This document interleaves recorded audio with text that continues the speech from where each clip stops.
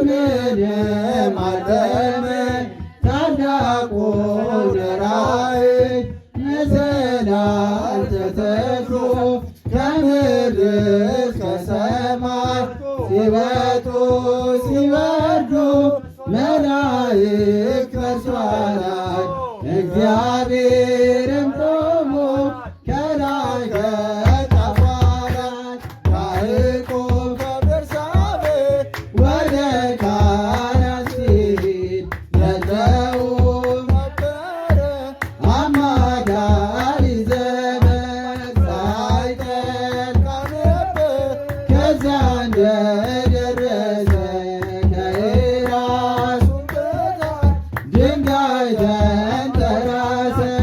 የአባቶች አምላክ እኔ እግዚአብሔር ነኝ ይህንን ለርስት እሰጥሃለሁ ዘርህን እንዳሸዋ በምድር ይዘራል በአራቱ ማዕዘን ሕዝብህም ይሆናል።